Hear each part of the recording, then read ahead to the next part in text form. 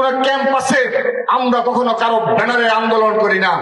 স্মরণ করছি বিগত 15 বছরের অধিক সময়ে সভাপতির বক্তব্য সরাসরি, বিশেষ করে ছাত্র দল, যুব দল, স্বেচ্ছাসেবক দল এবং বিএনপি যে সকল নেতা কর্মী, সমর্থক তথা বিরোধী মতে যাদেরকে গুম করা হয়েছে, খুন করা হয়েছে, তাদের পরিবারের প্রতি সমবেদনা জ্ঞাপন করছি এবং তাদেরকে আজকের এই দিন বদলের দিনে আমরা স্মরণে রাখছি এবং তাদের পরিবারের প্রতি গভীর সমবেদনা জানাচ্ছি।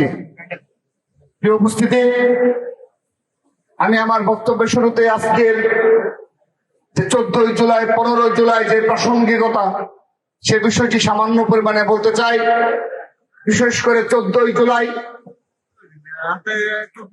জুলাইয়ের আগের দিন 13 জুলাই বিকেলে সন্ধ্যার পরে আমার একটি টক শো ছিল। তৎকালীন এই সন্ত্রাসী ছাত্রলীগের যে সভাপতি সাদ্দাম সহ আরেকজন ছিলেন, তিনি বার অ্যাসোসিয়েশনের সেক্রেটারি ছিলেন, অবৈধভাবে তিনি নির্বাচিত হয়েছিলেন এবং এটি ছিল চ্যানেল আইয়ের একটি টক শোতে। তো আমি যাওয়ার পথে তখন কি ধরনের পরিস্থিতি ছিল, তারপর আমি ভেবেছি যে না, আমাদের এই বক্তব্য, কারণ তৎকালীন সময়ে ছাত্র দলের প্রতি কি ধরনের মিডিয়ার ফোকাস ছিল সেটা আপনারা ভালো করে জানেন, যে আমাদের কোন বিবৃতি বক্তব্য সচরাচর যে মেইন স্ট্রিমের যে মিডিয়াগুলো ছিল সচরাচর খুব ভালোভাবে প্রচার করতো না। জীবন অবাক না করলে কে করবে? 28% মিল্ক ফ্যাটের অবাক করার সাথে ফ্রেশ মিল্ক পাউডার। জীবন অবাক করুক প্রতিদিন। তো যা হোক, সেটি ছিল সেই সন্ত্রাসী ছাত্রলীগের সংগঠনের যে সভাপতি, সেটি তার সর্বশেষ টকশো বাংলাদেশের মাটিতে। সেই টকশো শেষে একটি উদ্ভূত পরিস্থিতি হয়েছিল।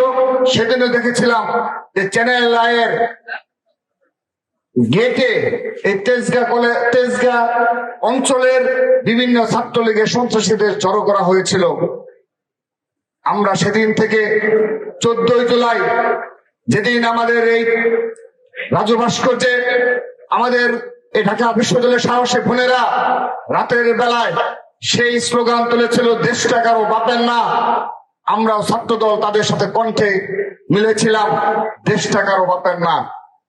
তো সেদিন থেকে যে লড়াই সংগ্রাম রচিত হয়েছিল, তারই ধারাবাহিকতায় 15 জুলাই এই খুনি হাসিনার এই কটূক্তির প্রতিবাদে বাংলাদেশ জাতীয়তাবাদী ছাত্র দল সবগুলো ক্যাম্পাসে প্রতিবাদ বিক্ষোভ মিছিল দিয়েছিল এবং সেটিও আমরা পালন করেছিলাম সেই 1 জুলাইয়ের ধারাবাহিকতায় বৈষম্য বিরোধী ছাত্র আন্দোলনের ব্যানারে।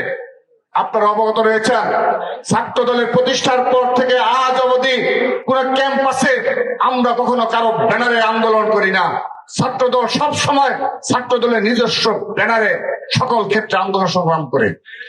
কিন্তু একটি পর্যায়ে শুধুমাত্র আমরা সিদ্ধান্ত দিয়েছিলাম 1 জুলাই যে কোটা সংস্কার আন্দোলনে বৈষম্য বিরোধী ছাত্র আন্দোলনের ব্যানার সংগঠিত হয়েছিল, শুধুমাত্র একটি আন্দোলনের সূচনা লগ্নে আমরা ঘোষণা দিয়ে আমরা এই আন্দোলনে সম্পৃক্ত হয়েছিলাম।